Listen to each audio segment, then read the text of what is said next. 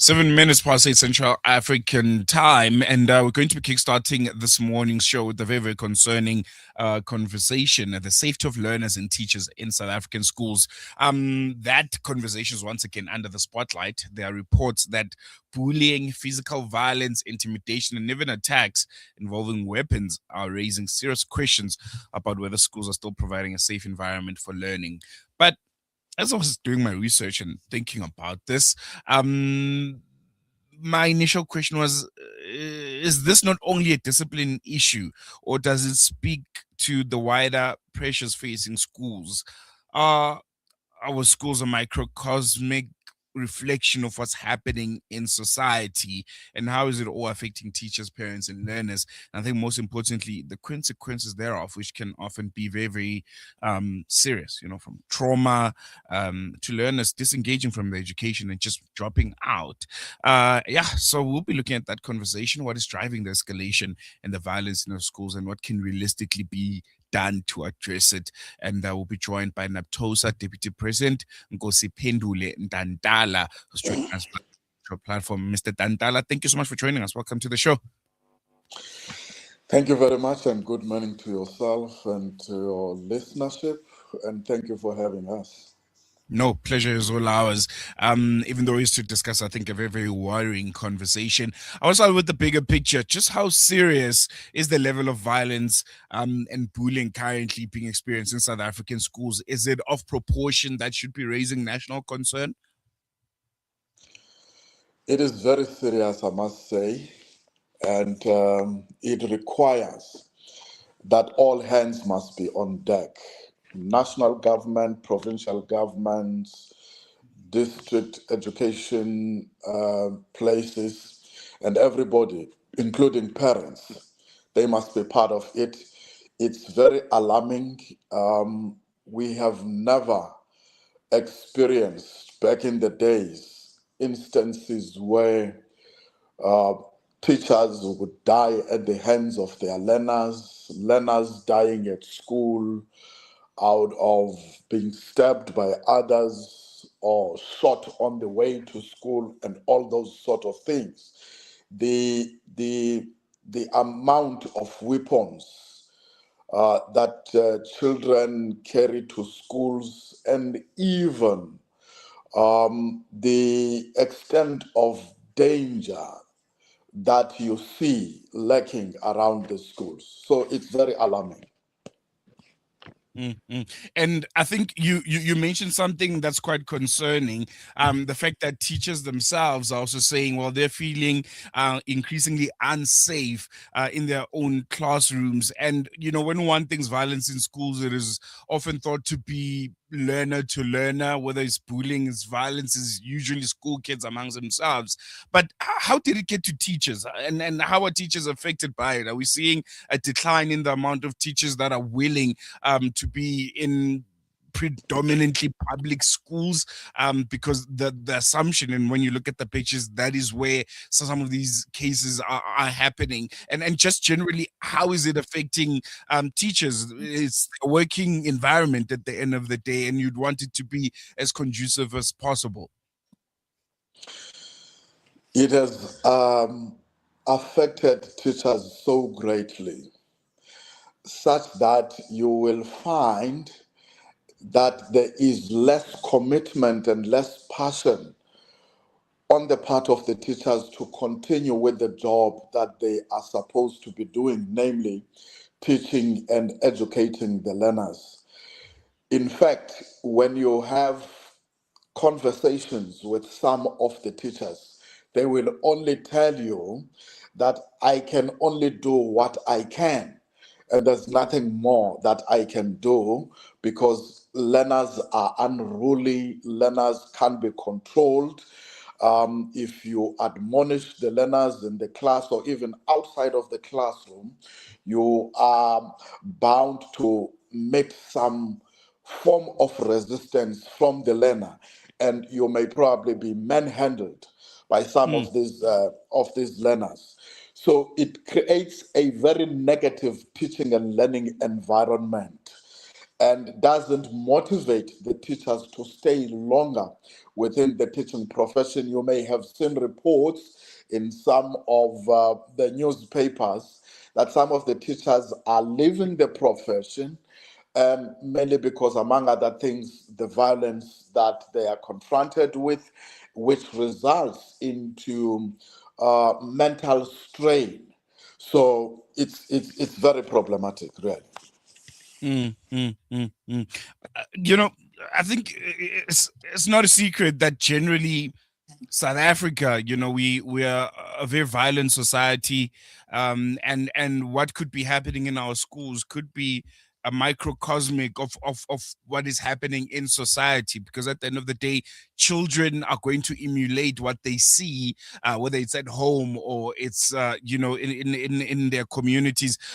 Do you think that's where we got it wrong? The fact that South Africa in itself is a very violent society, and what we're seeing in our schools is merely but a reflection, a microcosmic of a bigger, broader problem that we have as a society nationally.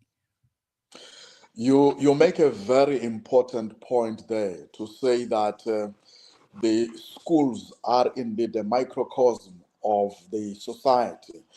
Whatever else that is happening within our communities gets replicated in the schools. It's issues relating to, at first, domestic violence in the homes from where these learners originate. And you will find that in some instances, you would have learners coming from child-headed homes where there is no proper family structure.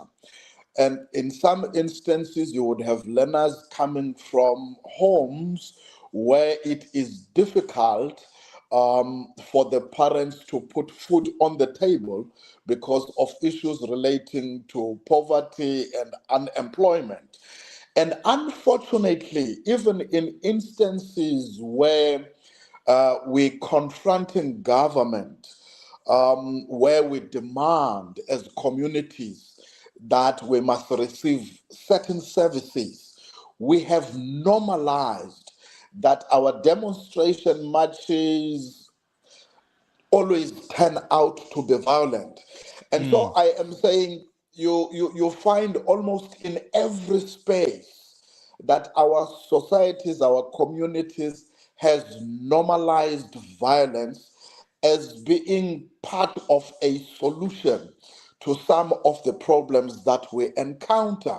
And unfortunately, children learn from the examples that we set as adults. And that obviously will spill over to the school environment. And so that anger that children take from the home to the schools. And I must say, unfortunately, within and among the teaching folk themselves, you will have individuals who have gone through some psychological trauma who have never healed from that kind of trauma. And therefore, if you have not dealt with those issues, then that problem will linger on. And so you were correct when you say it's not just a discipline issue, it's a deeper societal problem. Very, very concerning. I want us to take a quick break. When we come back, I want to focus on some of the remedial actions. What mitigating factors can we put in place to try, I don't know, bridge the gap between discipline and therapy of some sort? Because at the end of the day, these are still kids, and you can't, I don't know, give up on them just like that. So we'll discuss that. What kind of support do schools need? And I think most importantly, teachers themselves, how can they be assisted? But we'll do that after the short break. You know, it's a wonder how kids get anything done these days. With all the distractions, when do they even get time to study? As a mother, all I can really do is make sure they have all they need to perform at their best. That's why I choose to include Sunfoil, triple refined pure sunflower oil with every meal I make. Naturally cholesterol-free and approved by the Heart and Stroke Foundation as part of a balanced eating plan. So whether I'm cooking, frying or baking, I know every dish will be a wholesome one. Sunfoil, now we're cooking. Right now, over 150 million children around the world are orphaned, facing hunger, hardship, and uncertainty. With Islamic Relief's Orphan Sponsorship Program, you can provide a child with access to education, nutritious food, essential healthcare, and a safe home. Your sponsorship is not just support, it's hope, security, and a brighter future. Be the reason an orphan child smiles again. Sponsor an orphan today with Islamic Relief. Discover the Africa of your dreams and surround yourself with her spectacular beauty. Relax beneath her serene sunsets and explore wildlife at its natural best. It's where the pride of Africa comes together. The Kwantu Private Game Reserve. Get to know the Big Five or cruise on an elephant safari game drive. Interact with lion and tiger cubs and enjoy world-class halal cuisine while we pamper you during your 5-star stay. Indulge in the true African experience. For reservations, call now on 042 203 1400 or visit kwantu.co.za. The Kwantu Private Game Reserve, the place of gathering. Are you banking with convenience, transparency, and flexibility? With Al Barakah Bank's transactional banking account, you can enjoy convenient everyday banking designed around your needs. Benefit from zero fees on point-of-sale transactions and manage your banking easily through Al Barakah's secure mobile banking app and internet banking platform. From everyday payments to managing your personal or business banking, Al Barakah makes banking simple, transparent, and convenient. Visit albarakah.co.za to learn more. Al Barakah, your partner bank. Al Barakah Bank Limited is an authorized financial services and credit provider. Rejuvenating media day by day. This is Salam Media.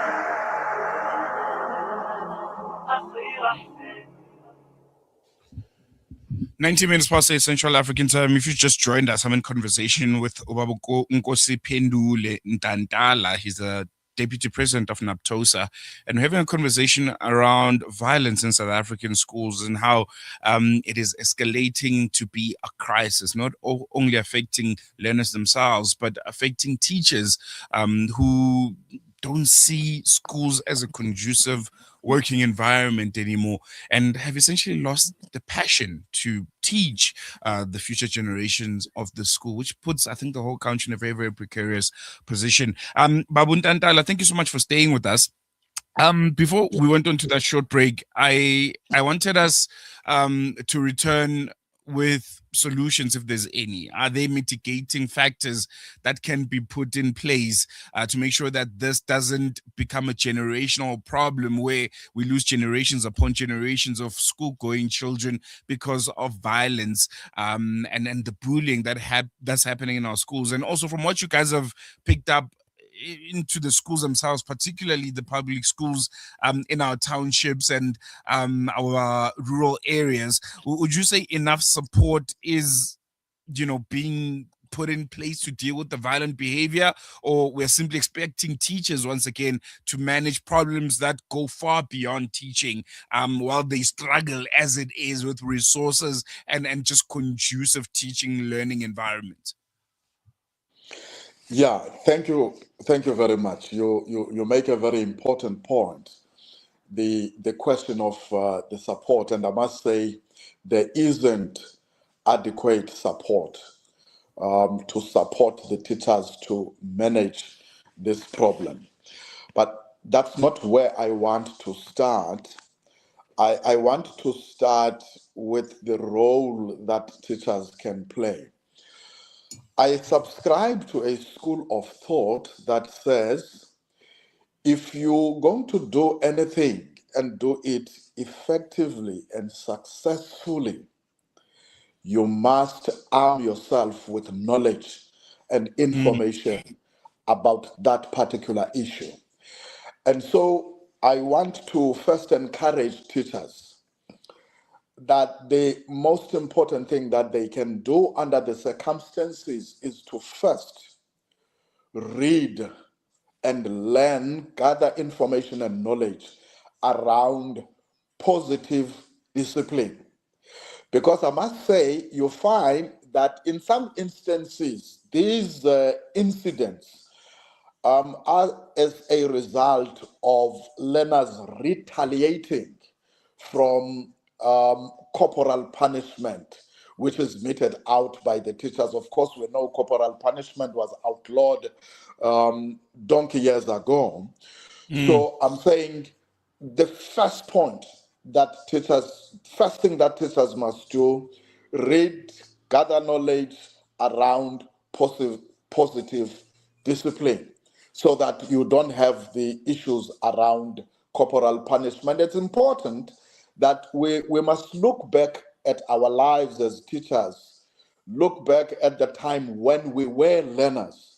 Some of us were once expelled from one school to the other because of how we behaved, but our teachers never gave up on us. So I'm encouraging the teachers to soldier on, but they will only be able to soldier on once they have gathered knowledge about positive discipline. I'm not talking about alternatives, because once you talk about alternatives to corporal punishment, you create another problem. We must talk about positive discipline. Now, the second must be the role of the parents. I know parents would sometimes complain that the teachers blame them for the behavior and conduct of their children, and the parents believe that that blame is not correctly portioned. But I want to say that parents or child minders have a practical role to play.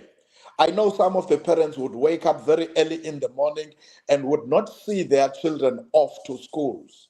But those who are charged with the responsibility to look after the children must do intentional things.